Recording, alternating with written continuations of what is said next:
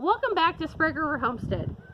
So I'm going to talk about something that nobody ever wants to talk about, and that is the dreaded ear mites. So we don't get a lot of ear mites around here. We brought in some stock really early on when I was pretty new to it that had ear mites. We had mostly gotten rid of them, but anytime you've got wood in the barn, for some reason the little buggers just kind of hide, and you'll get a flare-up every now and then. My harlequins have been pretty resistant to ear mites. I think I've only gotten maybe 5 cases in the 5 years I've been doing the harlequins, but unfortunately the Americans and the Champagnes tend to be pretty prone to it. Luckily, you know, I can usually knock it out in 1 dose of ivermectin and it's all over with, but I wanted to, since I see that, you know, I've got a little case of it popping up in old Max here, I thought, well, we'll go ahead and make a video so you know what to look for. So with Max, it's pretty early on, and the only reason I notice is because anytime I've got my rabbits out and I'm handling them, which is pretty frequently, I tend to look in the ears and do just general health checks, which I would strongly recommend to anybody who's raising rabbits. You don't want ear mites to get out of control, because what they can do is they can cause a thick crust along the inner ear. That crust will cause them not to be able to heat and cool their body effectively. Remember that most of the blood in a rabbit pumps through its ear at one time or another, and that this is their cooling and heating mechanism. So how they stay cool is they pump more blood. How they stay warmer is they actually restrict the blood flow going into their ears. So if you've got thick, nasty crust on there, other than just being highly uncomfortable for the rabbit, it's actually causing them actual physical harm as well. So there's a couple ways you can treat ear mites, and let me go ahead and get down in there and kind of show you what we're looking at. Okay, so we're going to take a look here now. Max, like I said, Max is, I noticed it a minute ago. There we go. You can kind of see, and I know the camera is going to kind of auto adjust. You can see that crust and redness down really deep in the ear. I haven't seen him tossing his head or acting like it's causing him any discomfort yet. Sometimes you'll notice a lot of scratching, kicking at the ear. What'll usually happen is once it's in one ear, you see, you can look in the other ear. Sometimes you'll start to see it in the second ear. And I don't really see any, but I am going to go ahead and treat both ears just to make sure that we've got it. So there's a variety of ways to treat for ear mites. A lot of people will put mineral oil, olive oil, coconut oil, that kind of stuff down in the ear.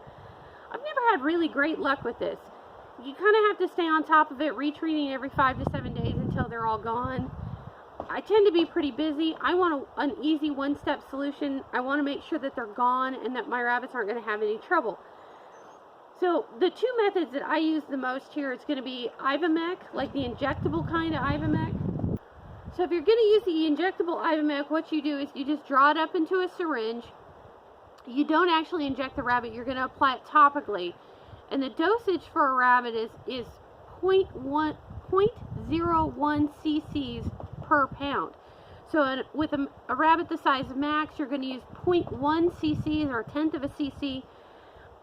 You can do it in a couple of different places. Some people, especially if you're treating fur mites, you can put it on the nape of the neck. It'll get the fur mites, it gets into the bloodstream, and it goes ahead and gets in the ear. What I don't like about doing this is it leaves kind of an oily mess on top of the fur, which is no fun. And I always worry that I'm not effectively getting enough in there. You can actually take that same injectable ivermectin, just pull your syringe off, and actually drop it in the ear. If I do that, I usually split it between both ears. If you put it all in one, it doesn't matter. It's all effective anyway.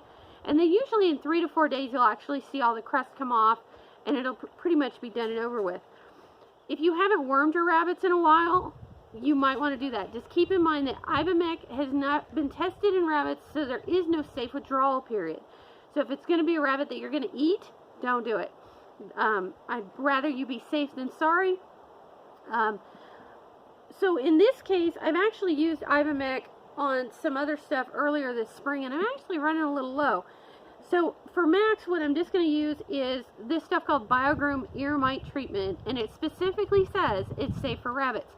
Usually anything that's cat-based is going to be okay for rabbits. Do not use ear mite medicine for dogs. Specifically, you really want to look for something that's for rabbits. And most of the cat stuff these days, when you go into the store, will actually say that it's okay for rabbits. Now, I've used this stuff off and on for years when I do have an ear mite flare up. It's kind of thick. It stinks to high heaven, but usually I only have, one treatment with it and it's done. The key is to make sure that you're getting it done quickly. If the ear is really flared up and you've really got an outbreak, I would probably do it and then repeat it 7 to 10 days. I'm not sure what this one actually says. Usually I can knock it out in one dosage. It says as a preventative, you can use it every 15 days. You can actually repeat every 2 days until the condition has cleared up. Rabbits usually don't require this. Like I said, the most I've ever done it, I had a really bad case on a doe that I bought back from somebody, and I think I used it like 3 times at 7-day intervals to knock it all out. So, all you've got to do, kind of knock it down into the bottle. Stop, Max. You're just going to open that ear. They don't like it, of course. You're going to put a drop in there. And then if you can, I usually will hold it and just kind of rub it for a minute. Keeps them from spraying it out. This stuff is kind of thick. It reminds you a little bit more of olive oil. And like I said, if you've done one, you might as well go ahead and put another drop in that second ear. They don't like it. I mean, who would? But it's preferable to having the mites. And there you go. That's pretty much it. Now, I will check him again in 7 days to see if it's really necessary. Most likely it's not going to be, but if it is, I'll do it again. Most rabbits don't pick up ear mites very often. I think Max is 3.5 years old, and I think this is the second time I've dealt with it in him. Like I said, wood in the barn. He in particular, his cage backs up to a wooden post. I'm sure they're hiding in the crevices in there somewhere. Sometimes you'll get a rabbit, though, that is really, really prone to ear mites.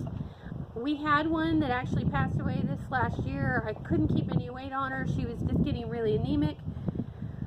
I didn't have any problems with her when I sold her up at 1.5 years old. I'd had her since she was pretty small, 3-4 months. When I got her back, she had a really bad case of ear mites. I don't know if it was scarring. I'm not real sure what it was that was causing the problem, but we fought her with ear mites every 3 to 4 months the last 3 years of her life, which is really an awful situation. We would get it better, it would flare up again, we'd get it under control.